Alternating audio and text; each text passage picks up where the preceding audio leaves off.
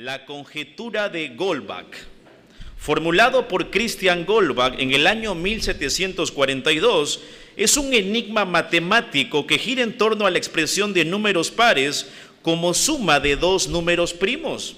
La conjetura de Goldbach se considera uno de los problemas matemáticos más difíciles. Fin de la cita. Y esta porción que estamos abordando hace 2 semanas sería una especie de conjetura de Goldbach teológico.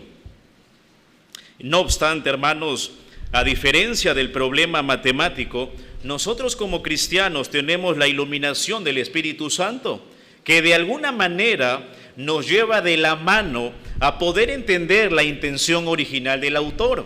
Primera a los Corintios 2:14, dice el apóstol Pablo: pero el hombre natural no percibe las cosas que son del Espíritu de Dios, porque para él son locura, y no las puede entender porque se han de discernir espiritualmente. La Biblia dice que el hombre natural está muerto en delitos y pecados, que es por naturaleza un hijo de ira, y lo que necesita es Cristo, la persona de Cristo, la obra del Señor Jesucristo, impregnada en su vida. Primera de Juan 5:20, el apóstol Juan dice: pero sabemos que el Hijo de Dios ha venido y nos ha dado entendimiento para conocer al que es verdadero. Y estamos en el verdadero, en su Hijo Jesucristo.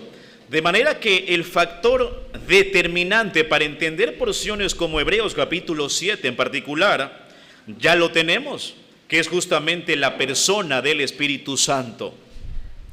Pero hay un segundo factor que lo llevó al autor a hacer un alto en su exposición, y quizá es con el que más vamos a lidiar debido a nuestro corazón engañoso y perverso. Hebreos capítulo 5, verso 11, es justamente esto.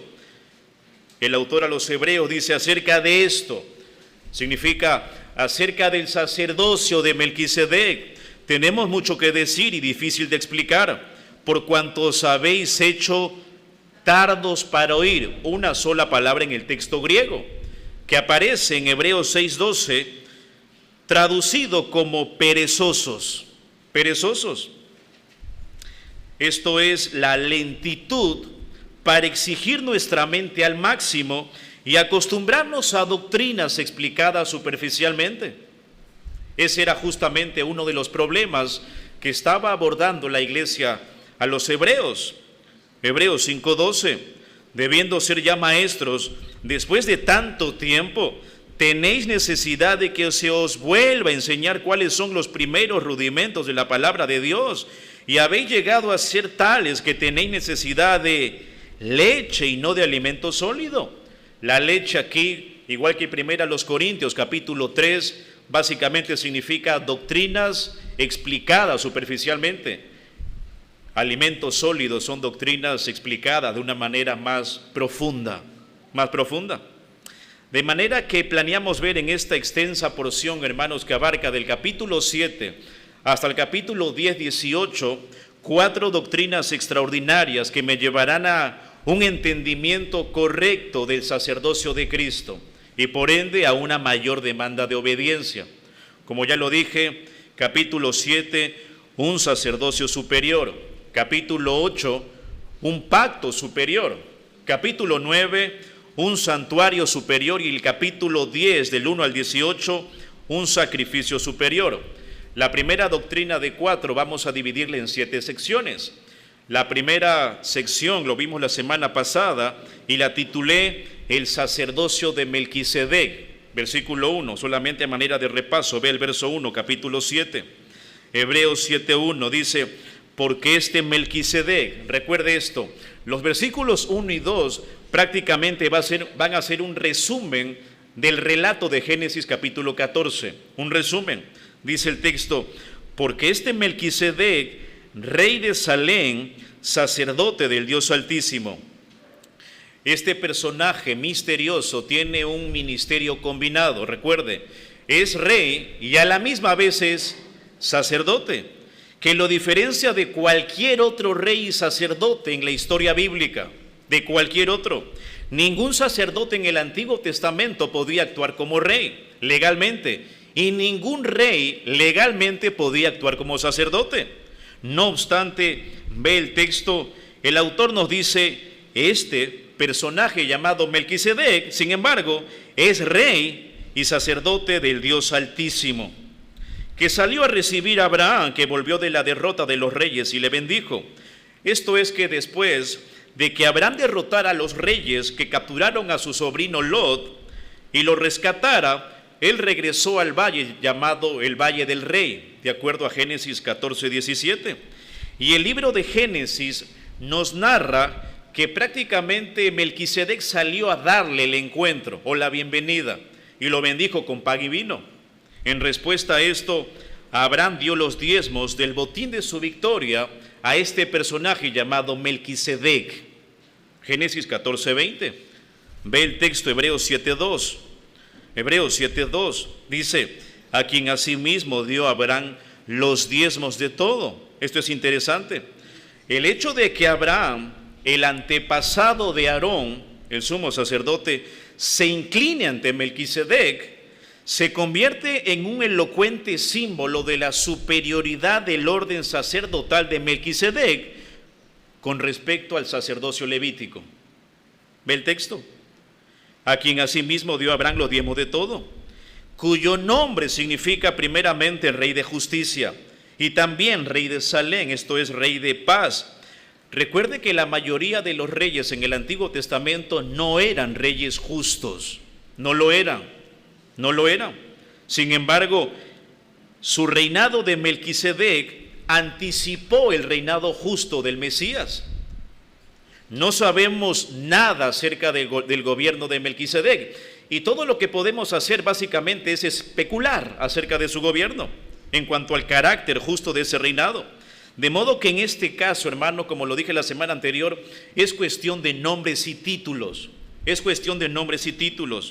Recuerde, la palabra Melquisedec es una palabra compuesta. Mel, rey, y Sedec, justicia, rey justo o rey de justicia, como dice el texto allí, cuyo nombre significa primeramente rey de justicia. Y también rey de Salem, esto es rey de Shalom, rey de paz.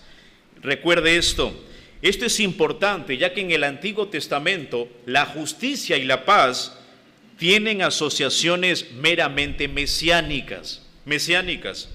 Salmo 72:7, solamente apúntenlo, lo voy a leer. Dice, florecerá en sus días, hablando acerca del reino milenial futuro de Cristo aquí en la tierra, florecerá en sus días justicia y muchedumbre de paz hasta que no haya luna. Por ello decimos que el personaje de Melquisedec es un tipo del Señor Jesucristo. Esto antecede, prefigura la persona de Cristo en el Nuevo Testamento y específicamente después de la resurrección. Y el autor sigue dándonos más luz sobre este personaje, hablando acerca del sacerdocio de Melquisedec. Verso 3, véalo en su Biblia. Hebreos 7:3 dice, sin padre, sin madre, sin genealogía. Y recuerde que aquí el autor usa el argumento del silencio para enfatizar su punto del pasaje. Aunque es un pasaje que ha causado muchos problemas, no debería ser así si observamos el contexto. El autor está hablando acerca del sacerdocio de Melquisedec. Ese es el tema del pasaje, el sacerdocio de Melquisedec. El sacerdocio levítico era completamente hereditario. El de Melquisedec no lo era. Entonces, ¿qué significa sin padre, sin madre y sin genealogía? Que sus padres no están registrados en la Escritura y que la Escritura no dice nada en cuanto a su genealogía, nada. En este sentido, Melquisedec es un tipo de Cristo. No porque Jesús no haya tenido genealogía, sino porque su genealogía en cuanto a su sacerdocio no era necesaria. No lo era, así como el de Melquisedec. Ve el texto, que no tiene principio de días ni fin de vida. Esta frase no significa, hermanos, que Melquisedec sea un ser divino. No lo es. Como lo dijo F. Bruce, y cito, no se sugiere que fuera una anomalía biológica, ni un ángel con disfraz humano. Fin de la cita. El contexto me está demarcando o me está marcando la estructura de esta porción. El contexto. Lo que intenta establecer aquí el autor básicamente es una diferencia de lo que es el sacerdocio levítico y el sacerdocio de acuerdo al orden de Melquisedec. Este sacerdocio no tiene principio de días ni fin de vida. El otro sí, por supuesto que sí, era hereditario. Vivían, morían, vivían, morían. Este no. Y no porque no haya muerto Melquisedec, sino porque su muerte o la sucesión hereditaria no está registrado en la Biblia y tenemos silencio en cuanto a eso. A diferencia del sacerdote levítico, era necesario, era obligatorio. Ve el texto. Este personaje dice, es hecho semejante al Hijo de Dios. No es el Hijo de Dios, es semejante al Hijo de Dios. Y recuerde que este es un participio presente pasivo que podría traducirse literalmente como habiendo sido hecho semejante por Dios. Y aquí hago un alto, hermano, y preste atención a este punto que es crucial en la tipología. Lo dije la semana pasada y lo vuelvo a repetir ahora. Los tipos en la Biblia no aparecen al azar. No es algo fortuito, no lo es. No es que aparece la serpiente de bronce en el Antiguo Testamento con Moisés, quien escribió ese relato bíblico, y luego los autores bíblicos del Nuevo Testamento se ponen a pensar y quieren tratar de ver algún tipo, alguna ilustración, y bueno, captan a la serpiente de bronce. No es así. Esto ya estuvo en la mente de Dios, ya estaba en la mente de Dios. Dios crea un tipo, Dios lo hace, una serpiente para prefigurar lo que sería la crucifixión de Cristo. Juan capítulo 3, del 14 al 17, usted lo puede ver. De la misma manera, Dios, antes del tiempo, determinó que el Señor Jesucristo se encarnara, viviera una vida perfecta, muriese en la cruz, que toda su ira sea derramada sobre Él, el justo por los injustos, para llevarnos a Dios, y que en la resurrección tenga un doble oficio, el de rey y sacerdote. Por eso crea, escuche esto, a Melquisedec. Crea a Melquisedec para que sea un tipo de Cristo. Por ello el autor nos habla de Melquisedec sin darnos una genealogía, sin hablarnos de su muerte, para comunicarnos algo del sacerdocio de Cristo. ¿Se entiende algo, hermanos, más o menos? En ese sentido, mire esto, ve el texto, en ese sentido, el texto dice que este Melquisedec, hecho semejante al Hijo de Dios, permanece sacerdote para siempre. ¿Por qué lo dice? No pierda el hilo conductor de la idea del pasaje. Hebreos 7 está tratando de martillar el sacerdocio de Melquisedec, no la persona, no la vida. ¿Quién fue? ¿Cómo murió? ¿Sus padres? ¿Quiénes fueron? No la vida de este hombre, sino el sacerdocio de Melquisedec. Históricamente, ningún sacerdote, no importa cuán fiel sea, podía servir más de 20 a 30 años. Números 4:3. Ese era el tiempo establecido para esa función sacerdotal en el Antiguo Testamento. Y fue un sacerdocio que se constituyó en el desierto con el pacto mosaico y que terminó en el año 70 con la destrucción del templo de Jerusalén. Tenía principio y fin. Dicho de una manera más simple y más llana, Melquisedec permanece sacerdote para siempre, dado que las Escrituras no registran su muerte. No registran su muerte. Se da cuenta que el autor conecta el Salmo 110:4, que es el único otro pasaje del Antiguo Testamento que habla de Melquisedec, con la fuente histórica de Génesis capítulo 14. Y aquellos que han estudiado Génesis saben que Génesis es el libro de las genealogías, ¿sí? El Toledot. Y es curioso que en un libro de genealogías no se registre la genealogía de Melquisedec. justamente para establecer la eternidad del sacerdocio de Cristo. Estamos viendo, recuerde esto, número 1, la primera sección de lo que es la doctrina del sacerdocio superior, un sacerdocio superior. Hemos visto, número 1, el sacerdocio de Melquisedec, verso del 1 al 3. Ahora veamos la segunda sección, la grandeza de Melquisedec, verso del 4 al 10. De los versos 4 al 10, el autor va a mostrarnos la superioridad de Melquisedec sobre el gran patriarca del Antiguo Testamento llamado Abraham. Y el concepto que emplea para comprobar la superioridad son los diezmos. Los diezmos. Quiero que observe el texto detenidamente y vamos frase por frase, hermanos. Verso 4, ve el texto. Hebreos 7:4.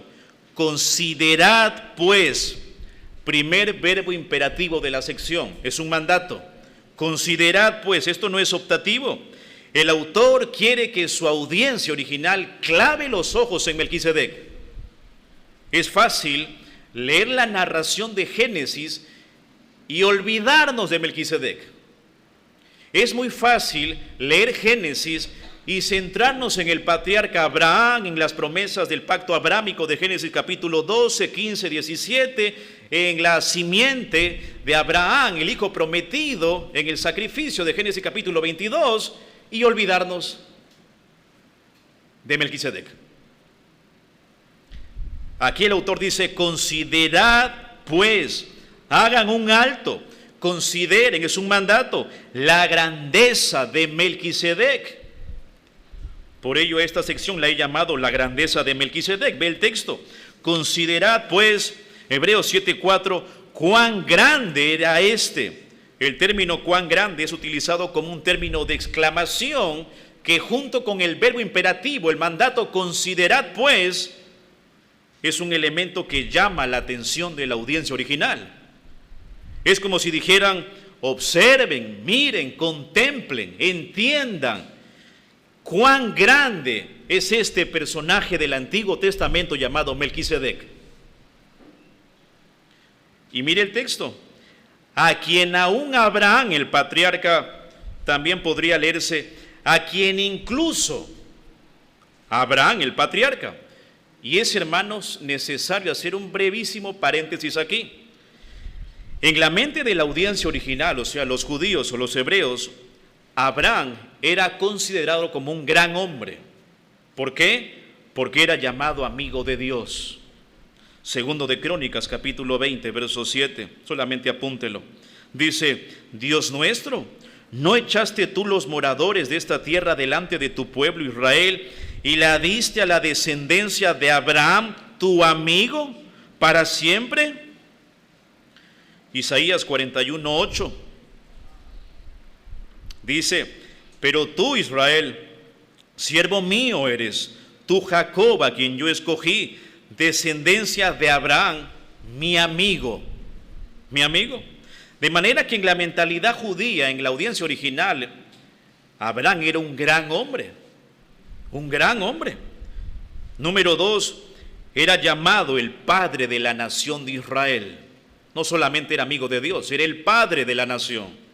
Isaías 51:2 dice, mirad a Abraham vuestro padre y a Sara que os dio a luz, porque cuando no era más que uno solo, lo llamé y lo bendije y lo multipliqué. Regresando a Hebreos 7:4, el autor dice, considerad pues cuán grande era este, a quien aún Abraham, el patriarca, un término clave. El término patriarca es utilizado 4 veces en el Nuevo Testamento, 3 de ellos en Hechos y 1 en Hebreos. Es una palabra de singular importancia en la historia de Israel. Patriarca denota el más alto nivel de honor en la vida judía. Hombres como Abraham, como Isaac, como Jacob, son considerados algunos de los patriarcas más significativos de Israel. Abraham, si usted ha leído el Nuevo Testamento, casi nunca se le llama Abraham el patriarca. pero lo es en este pasaje. ¿Por qué? Porque el escritor de Hebreos está tratando de enfatizar su punto principal de la sección, del capítulo 7. Recordemos el título de esta sección: la grandeza de Melquisedec. La grandeza de Melquisedec. El autor quiere demostrar la superioridad de Melquisedec, incluso por encima del gran patriarca de Israel, Abraham. Abraham. Por ello el autor dice: a quien incluso Abraham, el patriarca, ve el texto, dio diezmos del botín. De acuerdo al Antiguo Testamento, los levitas podían recoger los diezmos, eran los únicos autorizados. Era un derecho que solamente ellos tenían. Números capítulo 18, verso 20 al 24. En el texto original, este versículo de Hebreos 7 se podría traducir: a quien el diezmo Abraham dio. Esta aclaración es importante porque enfatiza todavía más la grandeza de Melquisedec. Y hermanos, esto nos lleva en retrospectiva al relato histórico de Génesis capítulo 14. Quiero que vaya a Génesis 14 y 20 y vea algunos detalles del texto. Génesis 14, 20. Su encuentro de Abraham con Melquisedec.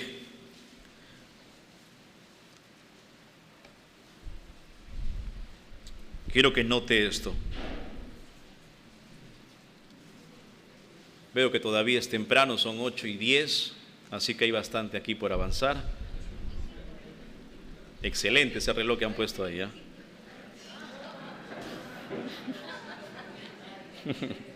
Muy bien. Génesis 14, 20, vea esto, dice: y bendito sea el Dios Altísimo, esto es, recuerde, el Dios Elión, que entregó tus enemigos en tu mano, y le dio a Abraham los diezmos de todo. Si bien es cierto, este es el relato de Moisés, no obstante, bajo la inspiración del Espíritu Santo, el autor a los Hebreos nos da más detalle de lo que le dio Abraham a Melquisedec. Porque si usted compara y va a nuestro texto de estudio, versículo 4, dice que Abraham el patriarca dio diezmos del botín. ¿Se da cuenta? Y la palabra botín indica que Abraham no solo dio la 10ª parte del botín tomado en su victoria sobre los reyes, sino lo más selecto o lo mejor del botín. Como lo dice el doctor Moller, y cito: este no es un regalo pequeño. Abraham acababa de derrotar a un gran número de reyes y había tomado todas sus posesiones. Este diezmo no habría sido una pequeña propina, sino un gran pago realizado por una de las figuras más importantes de Israel. Fin de la cita. La traducción de las Américas lo traduce así: considerad pues la grandeza de este hombre, a quien Abraham el patriarca dio el diezmo de lo mejor del botín. Hermanos, esto debió ser revolucionario para la mente judía o para la audiencia original. El patriarca Abraham dando diezmos. Es como decir, el dueño del banco pagando intereses. Escuche, Abraham no tenía ninguna obligación, ley o mandamiento de darle nada a Melquisedec. Lo dio libre y generosamente. ¿Y le dio qué? Lo mejor. Lo mejor.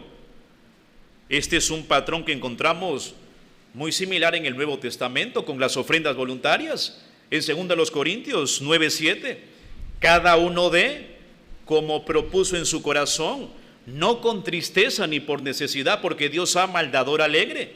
Y recuerde que el contexto de ese pasaje es la generosidad. La generosidad. Y aquí lo encontramos. Recordemos que al darle los diezmos a Melquisedec y al recibir su bendición, Abraham afirmó la grandeza de este rey sacerdote. Por eso ve el contexto inmediato, Hebreos 7:7. Y sin discusión alguna, el menor es bendecido por el mayor. Uno podría preguntarse hasta aquí y decir, ¿y el sacerdocio levítico? ¿Acaso ellos no eran los únicos autorizados para recolectar el diezmo? El versículo 5 responde esa pregunta. Verso 5, ve el texto. Ciertamente los que de entre los hijos de Leví reciben el sacerdocio. Antes de la palabra ciertamente hay una conjunción y griega, que es kai. Esto es, y ciertamente. ¿Por qué es importante esto? Porque esto le da una continuidad al argumento del autor. Una continuidad. Es como decir, Abraham, el patriarca, dio diezmos del botín a Melquisedec. Y aunque ciertamente, y en verdad, los hijos de Leví que reciben el oficio de sacerdote tienen el mandamiento contemplado en la ley. El verbo aquí que utiliza el autor como reciben está en un tiempo presente. Quizás el autor lo utilizó porque en el contexto que escribió la carta a los hebreos es muy probable que todavía esto haya estado vigente. Los diezmos recolectados por la tribu levita. Si es así, esta carta, hermanos, es muy probable que se haya escrito antes del año 70 después de Cristo. Dado que en el año 70 Roma destruye Jerusalén, dispersa al pueblo judío y obviamente esparce a los sacerdotes. Ciertamente los que de entre los hijos de Leví reciben el sacerdocio. El autor, al hablar de los diezmos, no está contemplando a todos los miembros de la tribu de Leví, ve el texto, sino aquellos que reciben el sacerdocio. Recordemos esto, es un poco de historia y usted lo sabe. Los diezmos de Israel eran dados en principio a toda la tribu de Leví. Esto se debía a que los levitas eran una tribu judía que no había recibido tierra por heredad. No lo habían hecho. Tuvieron que vivir en medio de los demás, sirviéndoles como maestros de la ley, administradores de los bienes espirituales, y en el caso de los hijos de Aarón, como sumos sacerdotes. Y Aarón, el hermano de Moisés, era un hombre de entre los muchos descendientes de Leví que Dios escogió soberanamente para que sea una familia distinta, apartada para el sumo sacerdocio. De la misma manera que los israelitas en general tenían que diezmar a los levitas, estos a su vez, vea esto, tenían que separar la 10ª parte y entregarla a Dios a través de los sacerdotes. Una práctica que con el paso del tiempo le encontramos después del exilio en Nehemías capítulo 10, verso 35 al 39. Quiero que vea el texto. Nehemías 10, 35 al 39. Esto podría llamarse el diezmo de los diezmos. Mire esto. Nehemías 10, 35. Dice el texto, y que cada año traeríamos a la casa de Jehová las primicias de nuestra tierra y las primicias del fruto de todo árbol, asimismo los primogénitos de nuestros hijos y de nuestros ganados, como está escrito en la ley, y que traeríamos los primogénitos de nuestras vacas y de nuestras ovejas a la casa de nuestro Dios, a los sacerdotes que ministran en la casa de nuestro Dios.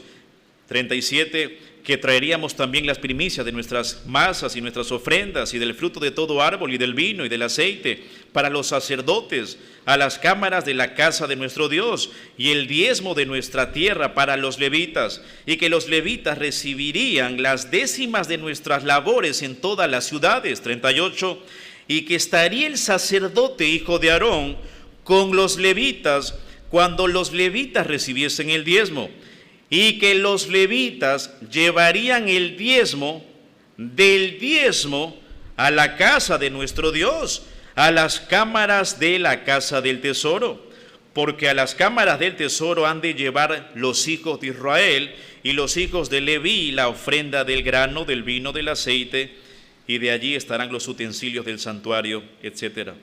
De modo que bajo el antiguo pacto, un grupo de descendientes de Abraham le diezmaba al otro. Esa es la idea. Un grupo de judíos diezmando a otro grupo de judíos. Ve el texto. Regrese a Hebreos 7. Versículo 5.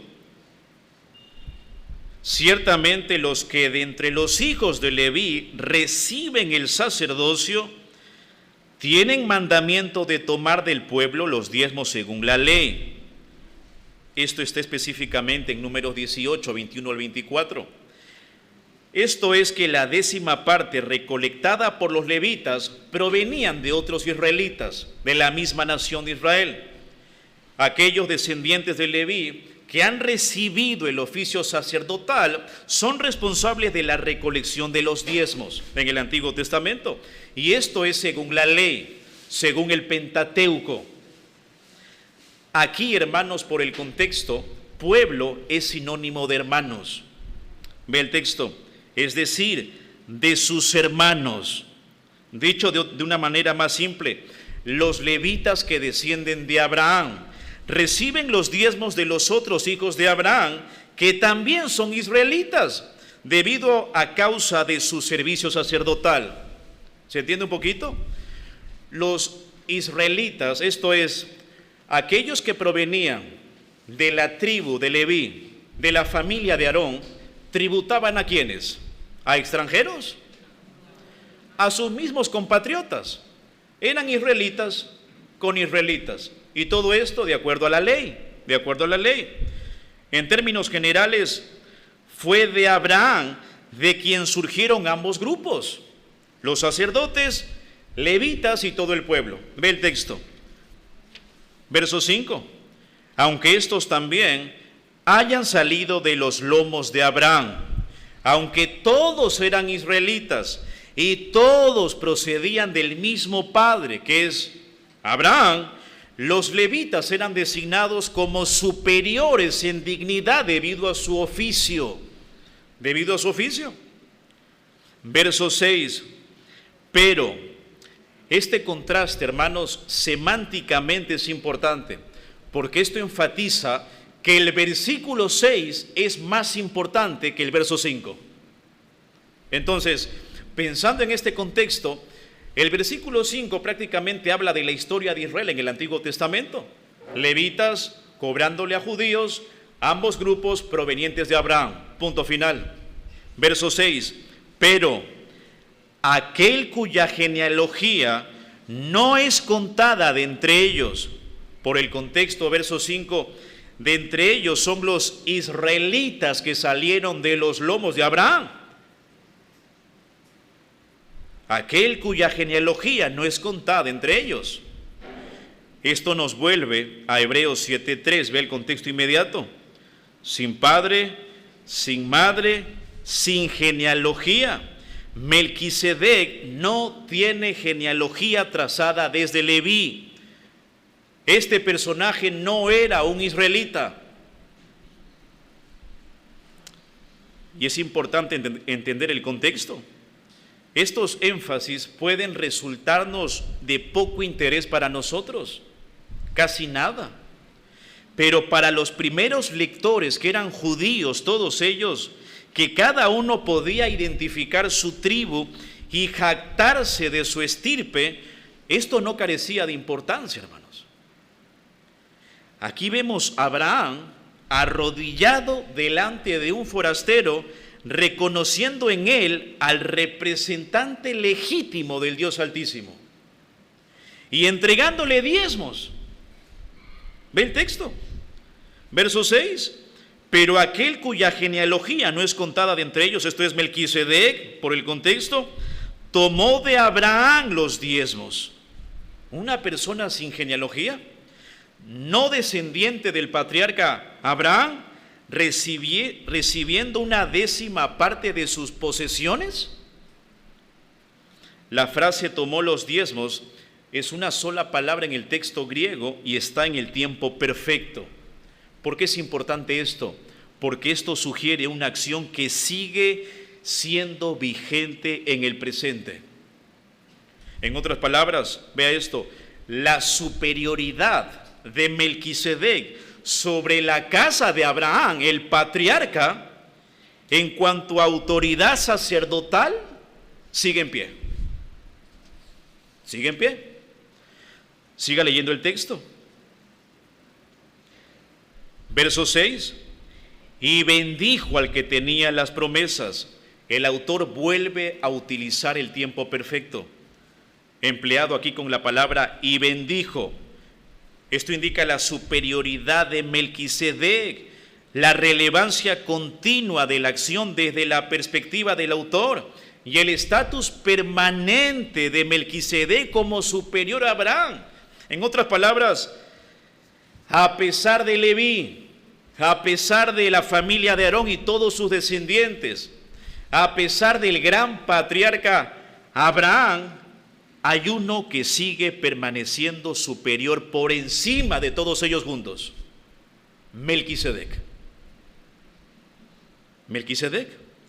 La autoridad de este sacerdote está sobre encima de la casa de Abraham y sigue vigente. Sigue vigente. Y quiero que note, hermano, la palabra o la frase final. Mire lo que hace el autor en el versículo 6. Tomó de Abraham los diezmos y bendijo, vea esto, al que tenía las promesas. Probablemente por el contexto un poco más lejano del libro de Génesis, se refiere a las promesas que Dios le hizo a Abraham en Génesis capítulo 12, del 1 al 3, tierra, nación y bendición, una nación grande. No obstante, el autor a los hebreos destaca el hecho de que Melquisedec dio una bendición incluso a quien tenía las promesas. Esto atestigua de nuevo la grandeza de Melquisedec, como dice un comentarista, y cito: él es de tal importancia que puede bendecir a Abraham, incluso cuando Abraham parece ser el ser humano más bendecido del planeta. Fin de la cita. ¿Quién puede bendecir a Abraham? Si es Abraham el que da las bendiciones. Tremendo. Sin embargo, en Génesis 14, Abraham rinde tributo a Melquisedec y recibe una bendición de él, y al hacerlo demuestra su propia inferioridad. Y mire, en el caso de que nos hayamos perdido el punto, en el caso que usted haya estado durmiendo, levántese en este momento. El autor es muy agudo, hermanos. El autor conoce a su audiencia. Mire, el autor sabe muy bien esto y sabe que el tema es muy profundo. Y la lógica común del autor lo expresa de la siguiente manera, verso 7. Y sin discusión alguna, esto es para que no quede duda de lo que vengo diciendo, el menor es bendecido por el mayor. La lógica aquí se basa en el entendimiento de que las bendiciones se otorgan de una de mayor estatus a uno de menor estatus. ¿Usted ha visto acaso un nieto en su lecho de muerte llamando a su abuelo para bendecirlo? Es algo antinatural, pero sí a la inversa. El mayor bendice al menor. Y aquí por el contexto, Abraham es el menor y el mayor es Melquisedec. Melquisedec actuaba en calidad de sacerdote y eso lo hacía superior a Abraham. Verso 8. Verso 8. Y aquí ciertamente reciben los diezmos hombres mortales, refiriéndose a la temporalidad del ministerio de los levitas y sacerdotes del Antiguo Testamento. El mismo tenor del versículo 5. Dicho de otra manera, los levitas que cobran el diezmo de sus hermanos israelitas acaban muriendo, son hombres mortales. Ve el texto, pero allí uno de quien se da testimonio de que vive. Mismo tenor del versículo 3. Sin padre, sin madre, sin genealogía, no tiene principio de días ni fin de vida. permanece sacerdote para siempre. Otra señal, hermanos, de la superioridad de Melquisedec con respecto al sacerdocio levítico es esta. En ningún lado de la Biblia se relata que Melquisedec haya perdido su oficio sacerdotal. Por la muerte, en ningún lado. Mientras que tenemos un registro de generación tras generación, sacerdotes tras sacerdotes, levitas tras levitas que mueren y tuvieron que transmitir su dignidad y oficio a su hijo. Pero no así en el caso de este personaje, Melquisedec. El autor nos está indicando que el Espíritu Santo ha inspirado de tal manera el libro de Génesis que Melquisedec puede ser un prototipo perfecto del Señor Jesucristo. Increíble. Como dice un comentarista, era de suma importancia que se le viera como una figura que aparece en el escenario de la historia de repente, sin mención de sus antepasados ni de sus descendientes. Aparece y desaparece de las páginas de Génesis sin mayores explicaciones. De modo que la frase uno de quien se da testimonio del que vive significa en el hecho de que el libro de Génesis no narra su muerte. No narra su muerte. Un comentarista de nombre Bob Utley comenta lo siguiente: esta expresión se refiere a lo eterno de Melquisedec, porque sus padres no se mencionan en Génesis 14 ni tampoco en el Salmo 110:4. Otro comentarista llamado A.T. Robertson comenta y dice: el registro de Génesis no nos dice nada de su muerte. Fin de la cita. Y no es que literalmente no haya tenido padre, madre, ni que literalmente no haya muerto. No dice eso. Si él verdaderamente era rey de una ciudad histórica, es obvio que tuvo padres, que vivió y murió, que fue enterrado. Pero estos datos, hermanos, no se encuentran registrados en el libro de Génesis. No están. De modo que la frase se da testimonio del que vive ha de entenderse en el sentido de que nunca leemos acerca de él, ve esto, nunca leemos acerca de él, de Melquisedec, de otro modo que no sea como un hombre vivo, aunque esté muerto. ¿Por qué? Porque la Biblia no registra su muerte. Verso 9, Hebreos 7:9. Y por decirlo así, esta frase nos lleva al punto final del argumento. Podría traducirse como hasta podría decirse. Y esta frase que el autor emplea aquí, no quiere el autor ser entendido literalmente. Él está redondeando una idea y utilizando una herramienta rabínica. Por decirlo de alguna manera, en Abraham pagó el diezmo también Leví, que recibe los diezmos. Esto es, se podría decir incluso que Leví, que recoge los diezmos de acuerdo a la ley, fue a través de Abraham que Leví pagó los diezmos. Y uno dice, pero ¿cómo es eso posible? Si Leví todavía ni nacía. Verso 10. Porque aún estaba en los lomos de su padre cuando Melquisedec salió al encuentro. Este es el argumento de la solidaridad colectiva. Solidaridad colectiva. Y es muy común en la lógica judía del Antiguo Testamento. Por ejemplo, Deuteronomio capítulo 4. Moisés está hablando a los hijos de Israel y esencialmente dice esto en el versículo 10. El día que estuviste delante de Jehová tu Dios en Horeb, cuando Jehová me dijo, reúneme el pueblo para que yo les haga oír mis palabras, las cuales aprenderán para temerme todos los días que vivieran sobre la tierra, y las enseñarán a sus hijos, y os acercasteis, y os pusisteis al pie del monte, y el monte ardía en fuego, hasta que en medio de los cielos con tinieblas, nube y oscuridad, y habló Jehová con vosotros en medio del fuego. Los israelitas a los que Moisés les está hablando aquí en esta porción, no eran los mismos judíos del monte Oreb. Entonces, ¿cómo es que estaban allí? Estaban allí biológicamente, en los lomos de su padre. Este tipo de identidad corporativa no es natural en nuestro pensamiento, pero es esencial en el Antiguo Testamento.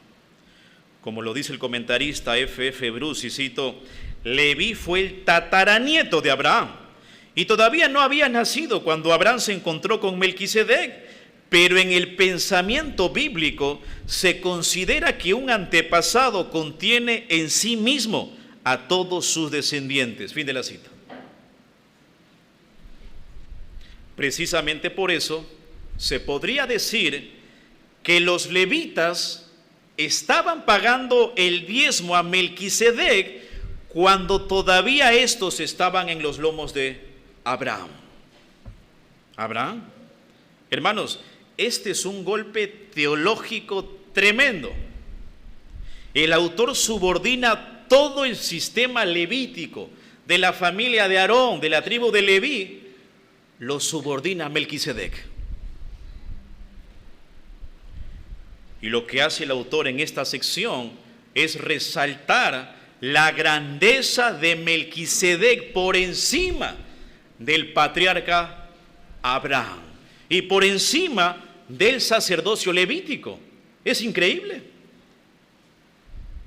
De modo que hasta aquí hemos visto, escuche, una doctrina de 4, un sacerdocio superior, y hemos visto 2 secciones de 7. Esto es el sacerdocio de Melquisedec, verso del 1 al 3, y la grandeza de Melquisedec, verso del 4 al 10. Y quizás, hermanos, a manera de implicación, los judíos del primer siglo se dejaban cautivar muchísimo por el templo. Era muy fastuoso la vestimenta de los sumos sacerdotes, de los levitas, y no por el sacerdocio de Melquisedec que se encontraba en la Escritura. ¿Por qué? Porque ellos eran sensoriales. Pensando en nuestro contexto, nosotros somos iguales. Nos dejamos cautivar por las cosas de este mundo, así como los judíos del primer siglo por las cosas del templo. Era impresionante la liturgia que tenía el templo de Jerusalén, era increíble. Y nosotros, al igual que ellos, nos dejamos sorprender por las cosas de este mundo y no confiamos en la grandeza de nuestro gran sumo sacerdote, que incluso, hermanos, es mayor que Melquisedec, porque recuerde esto, Melquisedec es un tipo. Eso es todo. Y los tipos no son perfectos. El antitipo sí es perfecto y es eterno. Hebreos 4:16, acerquémonos pues confiadamente al trono de la gracia para alcanzar misericordia y hallar gracia para el oportuno socorro. Que Dios nos permite, hermanos, ante la aflicción, ante la persecución, la adversidad, así como los judíos, que va dirigida esta carta a los hebreos, no ser tentados, no hipotecar la verdad, no dejarnos sorprender por las cosas que aparentemente parecen fabulosas, como ellos estaban tentados a hacerlo, y menospreciar lo que estaba en la palabra de Dios, lo que estaba en Génesis capítulo 14, en el Salmo 110:4, la persona de Melquisedec, la grandeza de Melquisedec. Y esto apunta, hermanos, a la grandeza del nuevo pacto. Tratemos, hermanos, en momentos de aflicción de entrar al trono de la gracia para el oportuno socorro, ya que, como lo dice el autor en Hebreos 6:19, Cristo es nuestra segura y firme ancla del alma. No nuestros proyectos, no nuestra tarjeta de banco, no nuestra juventud, sino Cristo. Amado Señor, te damos gracias por este tiempo y por lo que tu palabra describe, Señor, en cuanto a Melquisedec. Gracias, Señor, porque aunque no hemos hablado mucho acerca de la persona de Cristo, el autor está preparando la antesala y por lo menos hasta aquí nos está haciendo entender que este personaje Melquisedec es un tipo del Señor Jesucristo. Es más grande que incluso el patriarca Abraham, quien tenía las promesas, más grande que los levitas y la familia de Aarón juntos. Un sacerdocio que permanece hasta el presente. Y como cristianos entendemos que el Señor Jesucristo está por encima de Melquisedec. Te pido que mis hermanos, Señor, en todo momento entren al trono de tu gracia, sabiendo que tenemos un sumo sacerdote compasivo, que fue tentado en todo, según nuestra semejanza, pero sin pecado, y que puede compadecerse de nosotros y darnos salida en el oportuno socorro. Gracias, Señor. Te alabamos y permítenos meditar en lo que hemos aprendido en esta noche. Oramos en el nombre de Cristo Jesús. Amén.